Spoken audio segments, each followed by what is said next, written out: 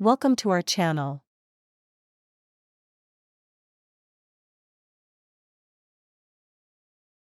What's some basic knowledge that a scary amount of people don't know? You get $100 million, but you must make one species extinct. What do? Fleas. It's on sight. They carry diseases, are fucking annoying wankers, they die harder than a Toyota Hilux and can escape judgment by yeeting themselves with the speed of a Catholic priest hearing about a daycare opening. I hate fleas so fucking much it's beyond reason. They find the nastiest place to sting you and the itching goes on for hours, sometimes days. I would gladly pay money out of pocket to hold the terminarch of their species and kill it with the world's tiniest flamethrower. Fuck fleas. Though it would be tempting to extinct one annoying/harmful species, bedbugs seems to be a favorite here. I'd be wary of unintended consequences of such an entire species being killed off, unless there are in-depth studies that indeed, there would be no harm to the environment in doing so. The least harmful way would probably be, cruel as it sounds, pick a species that is down to its last few members, optimally already extinct in the wild, maybe Charco palma pupfish, then use the money to preserve other critically endangered species, essentially doing triage, sacrificing one to hopefully save others. Easy choice. My only question is, does it have to be limited to one? There are plenty of species that could go bye-bye and the environment would be totally fine, in some cases better off, without them. For instance, there are only a few species of mosquito that feed on humans, bed bugs are just a given, there are several rare brain-eating parasitic amoebas that could go, several very deadly plant and fungus species that serve very little environmental benefit, then there's bacteria. Think of all the harmful bacteria strains you could just wipe out and get paid $100 million for. That's without even getting into viruses, which are kind of a gray area when it comes to life. Immediately go on a world tour to determine what would be the appropriate species to make extinct. Fly all over the world, hike and boat and trek all over to make sure I make the best decision. Submit my proposal to the country where said species exists in. They will of course tell me I cannot legally do so.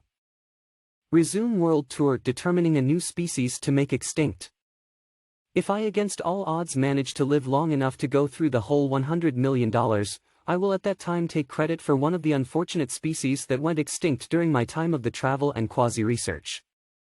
Honestly, I'd find one of those endangered species where there are only a few dozen of them left in the entire world. Everyone's saying mosquitoes and bedbugs, but humans have a very narrow view of ecosystems. I'm reminded of Mao Zedong, who thought sparrows were unlucky, and were pests. He had his people damn near wipe them out, which caused entire ecosystems to collapse and resulted in a famine that killed tens of millions of people. We have no idea what would happen if trillions of mosquitoes vanished in an instant. As horrible as it sounds, the only way to minimize impact on the world is by finding something that's already on the brink, or something that only really exists in monitored habitats, like pandas or rhinos. The guinea worm. It is close to extinction and many people including former US President Carter are actively working on killing it off. Joining the effort will be a good deed even without the money, but if contributing to the species' death would give me a fortune, even better. If the rules mean that in order to win, I would not just have to contribute, but actually land the killing blow on the last individual, I might have to do something drastic. Hopefully I could freeze some worm eggs and unthaw them after the species has officially been declared extinct to kill them. Worst case scenario would mean acting as a host for the parasite myself for several life cycles of the beast. It is supposedly very painful to extract them the traditional way, but 100 million are 100 million. Somehow hack into North Korea, China and Russian missile silos and authorize the launch of every fucking nuke in their arsenal at the United States, NATO and the rest of the planet. The US and NATO should start relating, also send a shit ton to both of the poles, at the same time start in mass releasing gases that destroy the ozone, produce CO2, and fuck up the environment. Most of the planet should be covered in nuclear waste, the poles will be fucked up SND, hopefully start melting a shit ton of ice, raising sea levels. In the end humans should go extinct if done right. I get paid way less than that to eradicate invasive species every day, lol. If only I could make them all disappear and make bank to boot.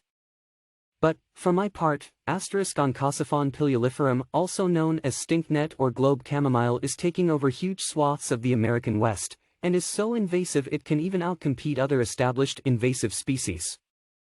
It can grow over the top of grasslands and wildflower fields, shading out everything underneath.